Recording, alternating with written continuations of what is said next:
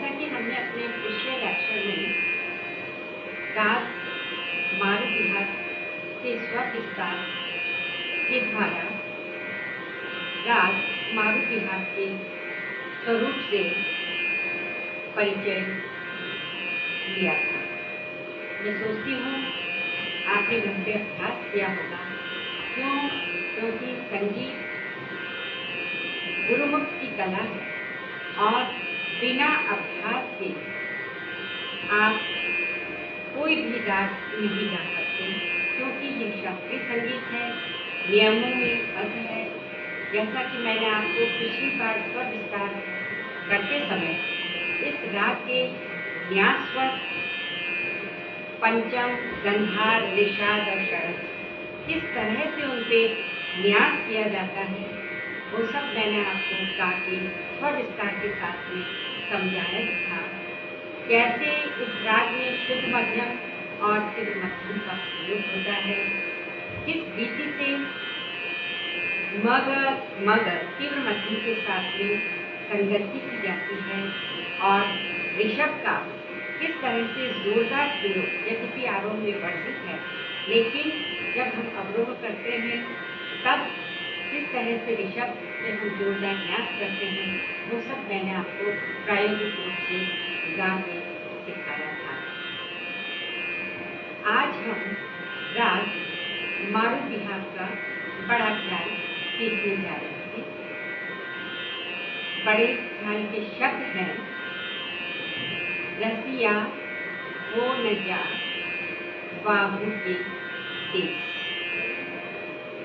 एक ही पंक्ति का स्थाई है, किंतु क्योंकि ये एक विलंबित ख्याल है, इसलिए इसमें सीमित शब्दों के माध्यम से भी पर्याप्त विस्तार की संभावनाएं बनी रहती हैं।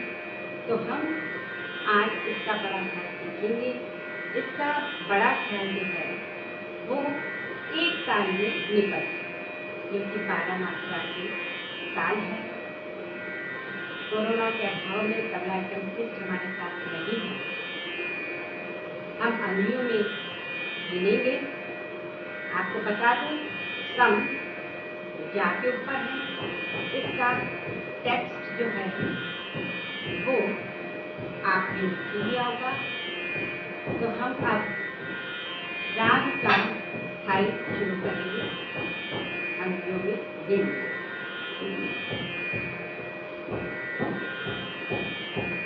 बड़ा ख्याल शुरू करें, विलंबित ख्याल। उससे पहले थोड़ा सा स्वर विस्तार करके हम एक बार राग के स्वरूप के प्लेटफॉर्म पे आ जाना चाहिए। संक्षिप्त स्वर विस्तार के साथ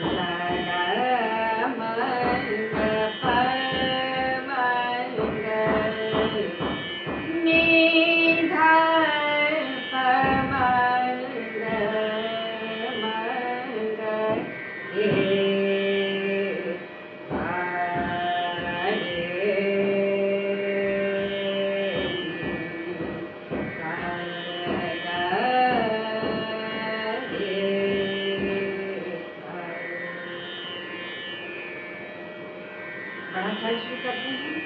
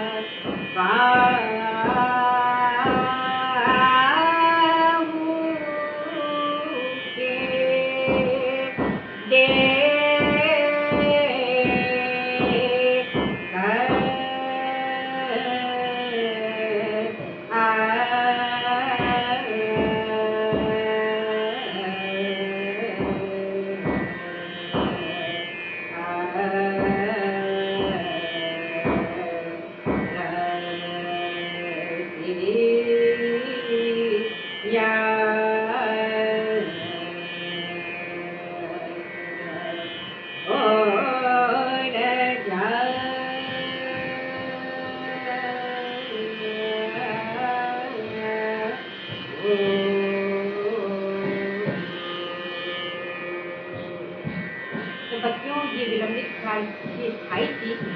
आप लोग इसका पूरा विस्तार करेंगे। कल हम अपने अगले लेक्चर में इसका अंतरा सीखेंगे।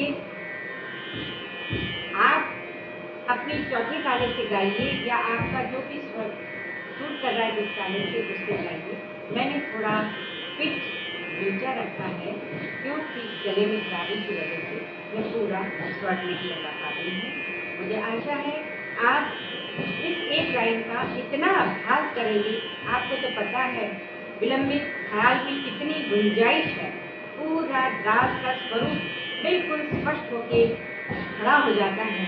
अतः इन सीमित शब्दों को हम किस तरह से विस्तार में लाएंगे ये मैं आपको इसके बोल अलाप और बढ़ के द्वारा बताऊंगी।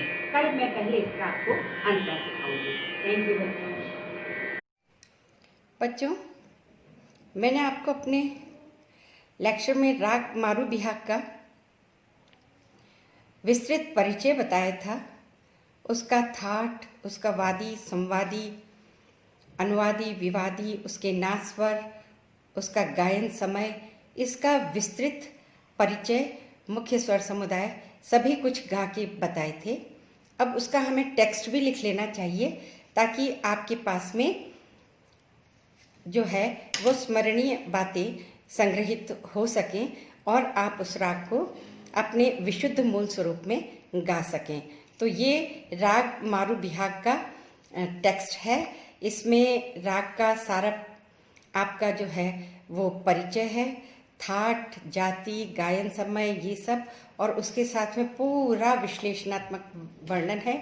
आप इसको एनलार्ज करके देख सकते हैं। और उसके साथ ही इसका जो मुख्य स्वर समुदाय है, क्योंकि इसके बिना हम आलाप नहीं कर पाएंगे, तो वो भी मैंने आपको टेक्स्ट के रूप में देना चाहा है। इसमें इस राग का आरोह, अवरोह, पकड़ और मुख्य स्वर समुदाय, इसको आप लिख लें। और अन्य रागों के साथ में इस राग को कैसे पृथक करेंगे इसका विस्तृत वर्णन भी इसमें है। आप इसे अच्छे से पढ़ें, क्योंकि राग का जब शास्त्रीय पक्ष आपको क्लियर हो जाएगा तो अपने आप उस राग के स्वरों के बारे में आपको आभास हो जाएगा और उसी के अनुरूप आप उस राग को शास्त्रीय नियमों में बांध के और गा सकेंगे, ताकि उस राग की पूरी शुद्धता बनी रहे। आप और हम सभी जानते हैं शास्त्रीय संगीत में राग की शुद्धता का बहुत महत्वपूर्ण स्थान है। बस आप ये जो इसका जो मुख्य स्वर समुदाय है, इसको लिखते समय आरोह अवरोह और पकड़ को लिखते समय जो स्वर लिपि के जो चिन्ह हैं उनको आप पूरी अच्छी तरह से लिखें। मंद्र और ताड़ स्वरों के निशान है ना, तीव्र मध्यम का निशान, इसका समुचित प्रयोग जहाँ जहाँ उचित है, जहाँ जहाँ लिखा गया है उसका प्रयोग सही करें, तभी इस राग को आप शुद्ध रूप में गा सकेंगे और सही अभ्यास आप इसका कर पाएंगे। मैं आपको कल इस राग की स्थाई और अंतरे की बंदिश का भी टेक्स्ट दूंगी और इस टेक्स्ट को भी मैं आपके व्हाट्सएप ग्रुप में भी सेंड करूंगी ताकि आप अच्छे से इसका जो है वो लेखन कार्य संपन्न कर सकें। ठीक है बच्चों, धन्यवाद।